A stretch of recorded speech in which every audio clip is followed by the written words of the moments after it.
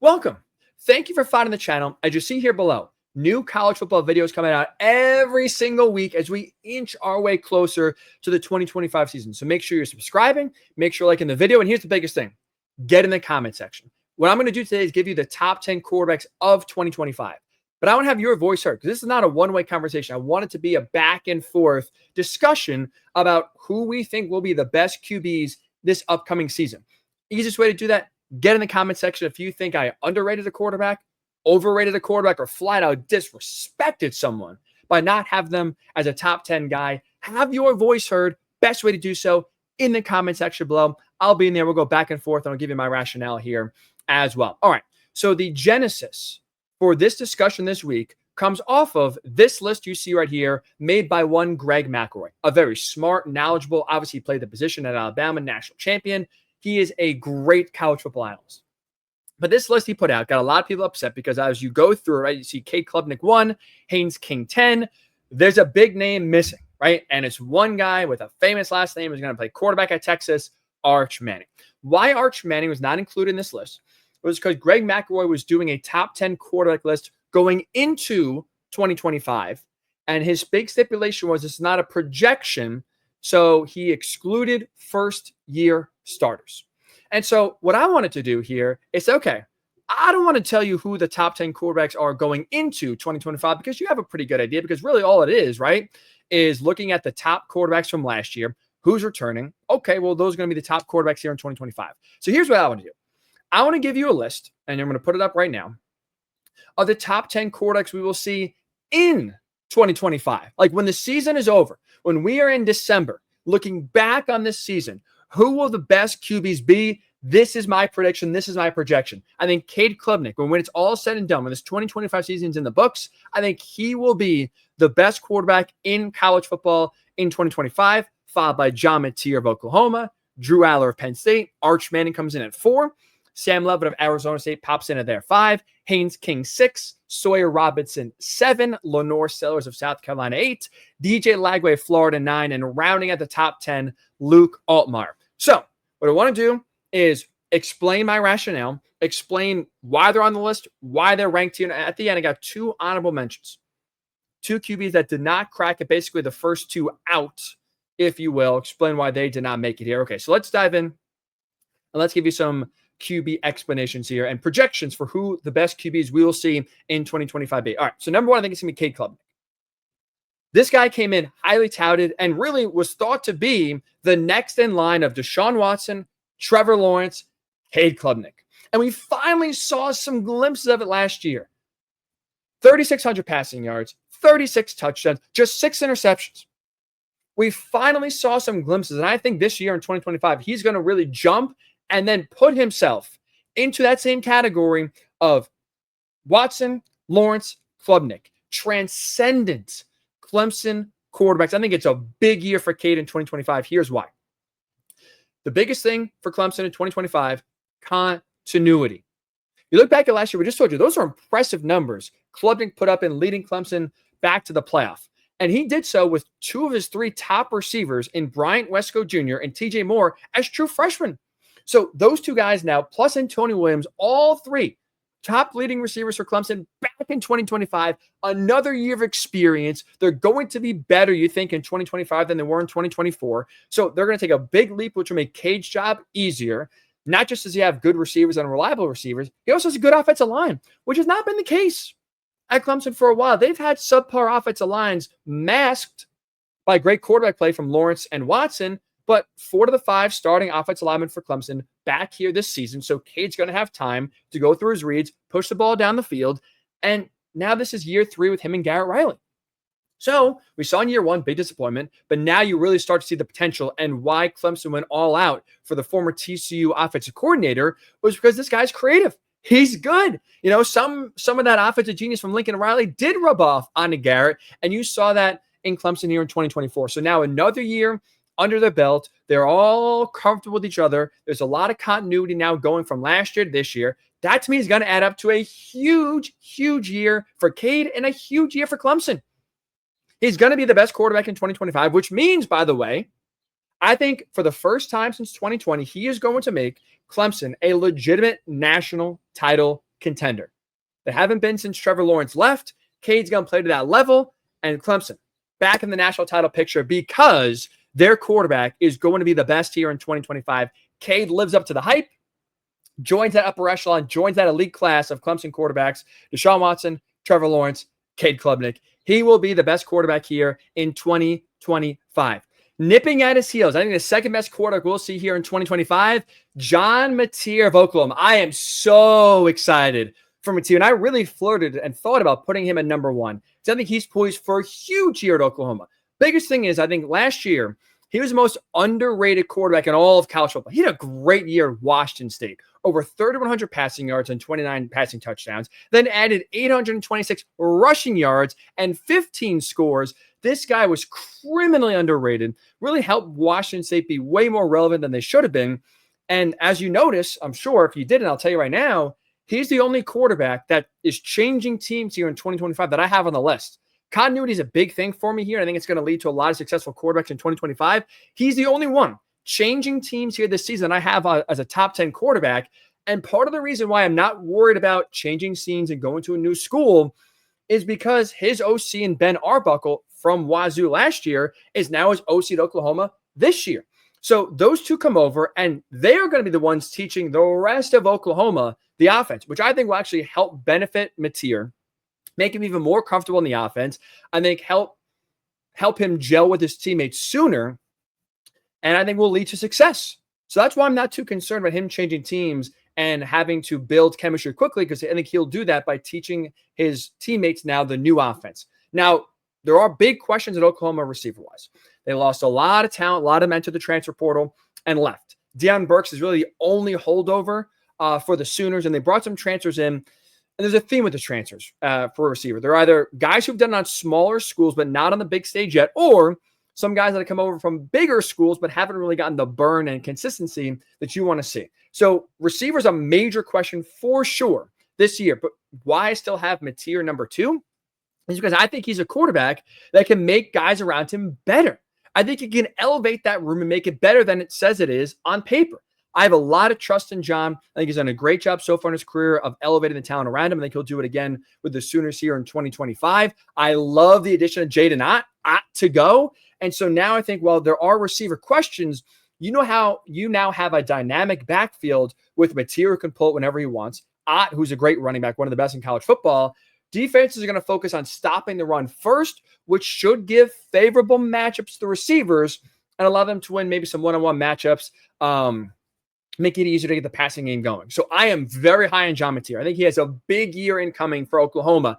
And not only do I think he will be in New York in December for a Heisman ceremony as a finalist, I think he could truly make Oklahoma a playoff caliber team. I'm not sitting here predicting Oklahoma is going to make the playoff. I think they'll be in the mix. And I'm not ready to say they're not a playoff team in 2025. I think Mateer is so good and elevates the program that I think Oklahoma's going to have a big bounce back year in 2025, in large part because they're QB. They will be in the playoff mix come November. No doubt about it. Put the Sooners on your radar because the second best QB this year will be their guy, John Mateer of Oklahoma. Third best quarterback here in 2025, I think, will be Drew Aller of Penn State. He came in as a highly touted five-star QB from Ohio. He's been solid so far. But I think this is the year he lives up to the hype and leads Penn State to heights they've never seen before. And the biggest reason why I'm optimistic about Drew and his 2025 season, in large part, is because he finally has some good receivers around him. Like, you go back to last year especially, his receivers could not win one-on-one battles. They could not. I mean, the DBs on some of these Penn State receivers like Harrison Wallace and Amari Evans were like Jordan Hudson on Bill Belichick. You couldn't separate the two, right on top of each other. Inseparable. I mean, look at the last game they played against Notre Dame. 0 receptions from wide receivers in that playoff loss because they couldn't get separation, couldn't win one-on-one routes. They were limited in their route tree to begin with. So those two have both transferred. And I give credit to James Franklin and co. for bringing in 3 proven receivers that I think will really help elevate Aller's game and make him one of the best quarterbacks here in 2025. They got Devontae Ross out of Troy, explosive receiver, over 1,000 yards last year. I think he's going to fit in well to this offense. You get also Kyron Hudson of USC, Did not have a lot of opportunities. There was a crowded receiver room there with the Trojans last year, but he's an athletic freak. Go back to week one, that acrobatic one-handed catch he had amongst like 3 LSU receivers. I think he's going to get more of an opportunity to show his skills and thus shine on the big stage now with him not being in a crowded receiver room. I'm excited about him fitting into this offense. And the most recent addition, Trevor Pena out of Syracuse, who's one of the best receivers in all the SEC last year, second team all ACC, nearly 1,000 receiving yards, reliable receiver. So out with the old of guys who could not win one-on-one battles and had limited route trees, and in with 3 guys who have proven it, who have good athletic ability, that should be able to win one-on-one matchups and be reliable targets for Drew Aller. He's in year 2 of Andy Kotelnicki's system. So again, as you'll see with a lot of, a theme with this list of a lot of quarterbacks, there's continuity, there's comfortability. You can now expand the playbook and get even more creative because the basics are locked in. The fundamentals are all agreed upon and comfortable with. I like Drew Aller a lot this year. Penn State has a lot of pressure, but I think Drew Aller will live up to it. I think he have a really good year. I think he'll be the 3rd best quarterback in 2025 when the season's all said and done. In at number 4, I'm sure it's the one you've been waiting for, Arch Manning. Now, look, we've seen plenty of quarterbacks coming to college football, highly touted, number 1 QB in the class, number 1 overall recruit, a lot of hype, and a lot of them fall short of it, really never come close to living up to it. Here's why I think Arch will be different. Number 1, he's got a great head coach in Steve Sarkisian, who so far has gotten the most out of every quarterback that he's coached. Arch, I don't think will be any different. I think sitting behind Quinn Ewers for 2 years has really given Arch some good perspective, and I think will make that transition from backup to starter a lot smoother. And the other biggest thing is he's got a lot of talent around him. It helps. Look at the last 4 years. Sark has brought in a top 6 recruiting class each of the last 4 years. A lot of talent on that team. Arch, I think, is going to come in and play really, really well. Now, you're probably thinking, number 4, Ryan, this guy's going to be the best guy in all college football. He's my Heisman front runner. Here's why, to me, he's number 4, I should say, and not number 1 or number 2. I don't want to say concerned. Here's what I'm going to do. I'm going to try to be pragmatic. I'm not going to go over the top and put insane expectations on a guy when he's coming in as a first-year starter with also a lot of inexperience around him. Right? Look around Arch. He's losing the top 2 receivers from last year that are now gone. He lost his tight end, Gunnar Helm, who was that was Quinn Ewers' favorite target last year. He's a walking mismatch. You lose your left tackle, Kelvin Banks Jr., top 10 pick in the NFL draft. You lose 4 linemen altogether from last year's team that were starters going into this year. So there's a lot of questions. There's a lot of inexperience. I just told you about the talent, right? Sark's had top 6 recruiting classes each of the last 4 years. He's done a great job. But like Julian Sain of Ohio State, who did not make this list, you're now putting a first-time starter in a situation where there's a lot of experience and first-time starters littered all across the offense. Again, I'm calling him a top 4 quarterback in college football in 2025. I don't think I'm being disrespectful. I don't think I'm selling him short. But I'm not sitting here telling you he's going to be the best or second best QB in the country when I got to see how he fits in, how he gels with a lot of new pieces. And sometimes a quarterback's production and playing is dependent on those guys around him. Can the offensive line hold up? Can the receivers, live up to the hype? We'll see. So that's why I have him at 4. I'm being a little conservative just because there's a lot of new, but also showing respect of the talent that he has and the coach that he has and the program that Sark's built at Texas. He will be one of the best quarterbacks. He's a top 5 quarterback, but for me, not number 1, not number 2, not yet. I want to see it more. Coming in number 5, Sam Leavitt, Arizona State, right? He took over the world really the last month and a half for Arizona State. He was smart. He played explosive football. He was very efficient. And I think we're in for a repeat here in 2025. Now, he's losing a lot of talent, right? Cam Scadaboo was the heart and soul of that team, one of the best stories in college football last year. Jordan Tyson, your best receiver, is back, but behind him, 3 of your top receivers after that are gone. But I think kind of similar to Mateer, I think Leavitt is a quarterback that can elevate the talent around him. And even though you're seeing departures of some really talented offensive players, I don't think you're going to see a drop-off in Leavitt's game. I don't think you're going to see a drop-off from Arizona State here in 2025. Look, he's a smart player, just had 6 interceptions last year. He's got a really good arm, could throw on the run. He's mobile. Year 2 now with OC Marcus Arroyo. So again, there's comfortability there as well. Leavitt, to me, is a playmaker. He will grow and now go into that role of being the face of the offense. Right, last year, Scadaboo. Now it's Levitt's team. I think he'll take that on and flourish. I think Arizona State. I think they are, to me, the favorites to win the Big 12, and they should be right back in the college football playoff the way they were in 2024. Levitt, they have a big year. He comes in number 5. Number 6. Maybe this comes as a surprise, but it shouldn't. Haynes King of Georgia Tech. When this guy is healthy, he is one of the most dynamic dual threat quarterbacks in all of the country. And here's why I think he's poised to have a top 10 year. He's tough. He's a winner. And the guy can do it all. Like last year, unfortunately, injuries for him did limit him. He missed 2 games, was kind of banged up in 2 others. So for almost half the year, he was not himself or just wasn't out on the field. If he's healthy, I mean, I don't know many defenses that are going to stop him. You're bringing back Malik Rutherford, one of your best receivers from last year. You add Eric Rivers out of the transfer portal from FIU, 1,100 yards, 12 touchdowns. He averaged nearly 20 yards per reception last year. So you're bringing in an explosive wide receiver to add to an explosive quarterback who makes plays so far throughout his career. Brent Key's done a great job at building Georgia Tech. And look, I think Clemson is the favorite to win the ACC. I think they're going to win the ACC. I think they're going to make the college football playoff, and they're going to be a top 5 team all year long in college football. But the biggest challenger to the Tigers, it's not Miami. It's Georgia Tech, man. Look out. The Yellow Jackets, if we are sitting here talking about Haynes King healthy, which I'm believing he is, I'm not going to project injuries. But if he's healthy, the Georgia Tech is going to be the biggest challenger to Clemson. Haynes King's going to have a huge year. And that could be one of those teams you're not looking at right now, but come November, wow, this team's right in the playoff mix. Tech is good in large part because their QB Haynes King. I think he comes in at number 6 in terms of best QBs here in 2025. Coming in number 7, Sawyer Robinson of Baylor, who quietly was one of the best quarterbacks in all college football last year. And it's funny now when you look at it, it's very easy to second guess Dave Aranda of why wasn't this guy the starter last year? He was behind Daquan Finn. Only got a starting opportunity when Finn got hurt early in the year. He totaled 3,000 passing yards, 32 touchdowns, and Baylor was a top 20 scoring offense. Robertson now comes in, and this is the biggest thing for his first time in his 3 years at Baylor. He is now the unquestioned starter, which means he's getting first-team reps. He can prepare like he's a starter, have everything given to him, and he can now be put in the best situation possible to succeed this upcoming season. You saw what he did last year, being starting and going through most of training camp as the backup before finally getting a chance as a starter.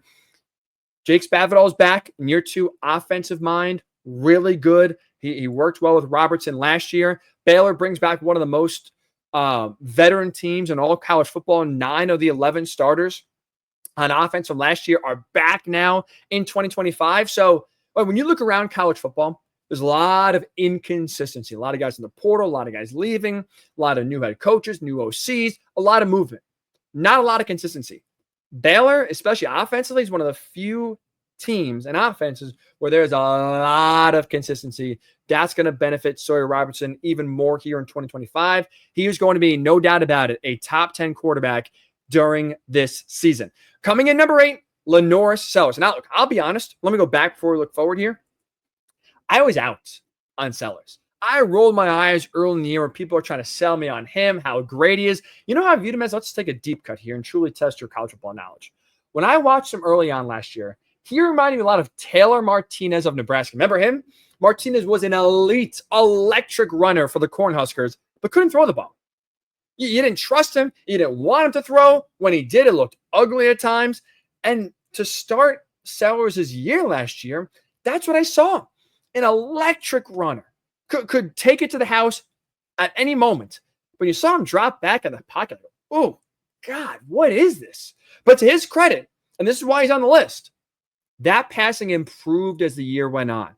He really made some big strides throwing the football. And I think now going to year 2 as a starter, that passing game is going to even go to the next level, which makes him even more dangerous now because I think teams are going to have to respect both his arm and his legs.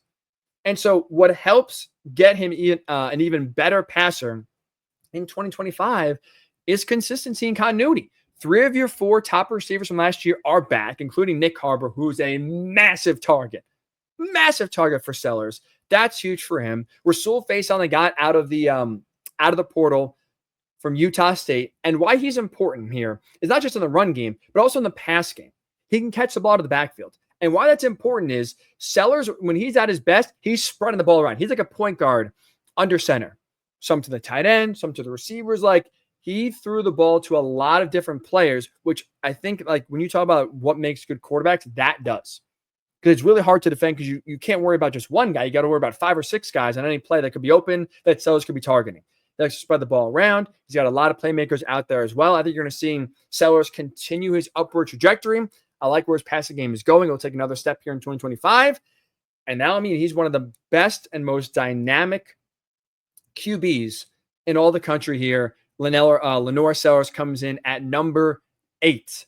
Number 9, DJ Lagway of Florida. You talk about undeniable talent. Every quarterback on this list, right, has a lot of talent. Obviously, you're not going to suck and be a top 10 quarterback. But few have the talent that Lagway possess. I mean, great arm, can throw on the run. Like, we could be here for hours talking about how great of a talent he is. But now this is the year where he's got to prove it, right? Like, this top 10 list, again, this is projecting how they're going to look. It's not heading into 2025. This is what they're going to do in 2025. I think we're going to see Lagway take that potential, translate it into production for Florida here in 2025. One of the biggest reasons why I'm excited for his development, I think of a big year, is that he can finally now prepare like he's a starter. Like, coming in last year, there was quarterback competition with him and Graham Mertz, and there were times, this was just awful by Billy Napier. There are rotating series and games. You can't get in any sort of rhythm, any sort of flow. He would start one game, then Mertz would be back the next game. There was no continuity, no flow at all until, unfortunately, Mertz got hurt in that Tennessee game and did not return. And you saw some flashes from Lagway. I mean, this guy, in the games he started and finished, Florida was 6-0. And even the one game that they lost when he started, but he missed because of injury against Georgia, Florida looked pretty good early in that game. They had Georgia on the ropes. This is a guy, I think, now that he's in year 2 of the system, will have all the reps available to him in training camp. I think he's going to benefit from it. Florida's done a great job of loading up the skill positions all across the offense. They have a really good offensive line. Like, everything is there for Florida to, or I should say, everything is there from Florida to allow their QB to have a big 2025 year. Now, why he's not higher in this list? Why he's not maybe top 5? I'm a little concerned about the shoulder injury. I am. That, really limited him in spring. He opted not for surgery, but instead for rehab and rest. I know there's some videos of him throwing. It looks good, but I'm just concerned of how this shoulder injury, now the more reps you have, and once the live bullets are flying and once you actually get hit, will it hold up for a 12-game SEC season plus an SEC title game plus a playoff game? I don't know. He's on the list. He's very talented. I think he'll have a good year. That shoulder injury, though, has me a little concerned. And losing some spring reps in a year where he really needs them also has me concerned of having a true top 5, top 3 year. He'll be top 10. I have right now number 9. I think he'll be really good, but not that elite class you see here in 2025. Lagway comes in number 9. And rounding out the top 10 list, Luke Altmaier of Illinois, who, if you go back to Greg McElroy's list of top 10 quarterbacks going into 2025, where first-year starters were eliminated, I thought his biggest, most egregious guy he left off the list was this guy, Luke Altmaier. I think he deserved to be on a top 10 list of quarterbacks going into 2025. So I'm putting on my mind because I think he's legit, and I think he's going to get the attention he finally deserves because Illinois is a legitimate college football playoff contending team. He was very efficient last year, just 6 interceptions, took great care of the football. Now I think Illinois going to year 3 as a starter are going to ask even more of him. I think he's going to deliver. I think he's going to come through. You got some good productive receivers in the portal coming. So even though you lose 2 talented and productive receivers, they replace him, I think, with guys that Altmaier will like and have a lot of production with. I'm in on Luke Altmaier. Experienced. There's a lot of continuity there. Again, 3-year starter. So he's one of the most experienced starters in all of college football. He led Illinois last year to their first 10-win season since 2001. 2001. The guy's a winner, and I think he'll be now even better. In 2025, he's going to put Illinois in in playoff contention. I think he'll be the 10th best quarterback in all of college football in 2025. Okay, So that's my list. I'll put it up here one more time for you. Top 10 quarterbacks. This is not, remember, not going into 2025, but I think when 2025 was over, looking back on the season, these would be the top quarterbacks from this upcoming season. Klubnik 1, Mateer 2.